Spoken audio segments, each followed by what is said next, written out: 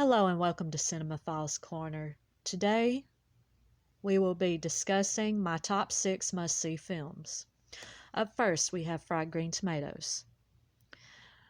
Fried Green Tomatoes is about an elderly woman who befriends a lonely housewife and regales her with the tale of young woman Idgie Threadgood and her best friend Ruth throughout the youth in the 1930s.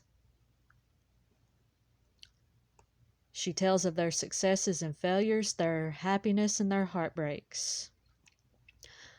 A movie that doesn't get an honorable mention a whole lot, I've noticed, but a truly great film. A must-see. Up next, we have Logan Lucky. Logan Lucky follows two brothers, last name Logan. The elder brother, played by Channing Tatum, has this idea to rob the Charlotte Motor Speedway. They recruit known criminals and they come up with this whole scheme, this whole idea. And they rob the Speedway. I won't give out any spoilers, but a great film in my opinion. One that doesn't get mentioned a whole lot and I think deserves a mention. Up next, we have Nerve. Nerve follows the story of a young woman who's a bit on the straight edge, gets good grades, doesn't do anything wrong. Her best friend is a wild child who thinks that she should live it up a little more. So she gets this idea to play a game called Nerve, a game that her friend plays quite often. It's an interactive game on the internet in which you perform dares people vote on for you to do.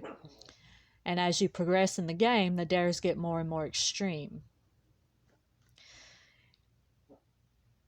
It's a great movie. Again, one that doesn't get mentioned. But it's kind of a mirror. It holds a mirror to modern society and its obsession with interactive games. Not that there's anything wrong with interactive play, but this film chronicles what might happen if it is taken too far. Up next, we have Jurassic Park. Jurassic Park, it's a modern classic, and one that everyone needs to see.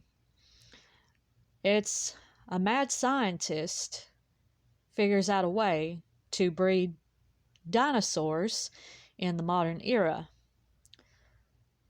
And he creates a whole theme park in which people can view these dinosaurs. And it goes exactly the way you would expect it to go when people are put in an enclosure with prehistoric animals. Up next, we have Frailty. A very little known film, but great nonetheless. Follows a father who claims to have had a vision of God, who tells him that his mission on earth is to destroy demons. And he recruits his two very young boys to help him capture and destroy these demons who are disguised as people. This movie is a bit twisted, but it's a great film, has a great twist at the end, great acting, a must-see. And finally, we have The Postman. If you look it up on the internet, a lot of reviews of The Postman aren't that great, but this is a personal favorite of mine. It's a soft spot for me. It was one of my father's favorite films. This movie follows a drifter, a traveling actor played by Kevin Costner, who goes from town to town in a dystopian universe in which the United States government has fallen, to perform Shakespearean shows for chump change. One day, he finds a uniform of a postman's uniform, and he puts it on to stay warm, and then he notices he has a knapsack full of letters. He goes on to the next community, looking for food, looking for shelter, his same routine, and he claims to be a United States postman. Of course, at first, the people are skeptical because there is no United States government anymore.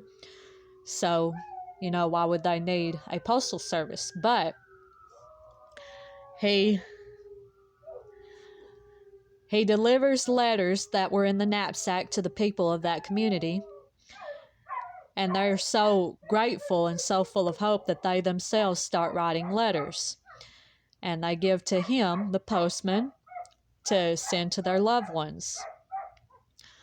Well, of course, he drifts on to each community, looking for food, shelter, and he's still masquerading as a postman, telling lies that the United States government is being reinstated and that the Postal Service is building back up.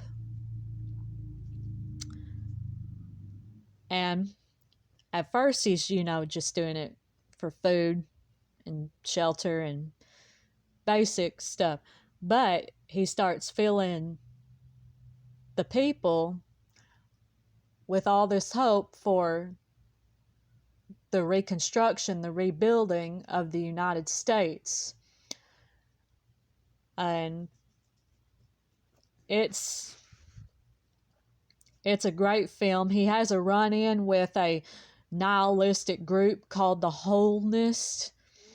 They're basically the only rule setters in this world. And like I said, they're nihilistic fascists, so it's not that great. But overall, a great and hopeful film.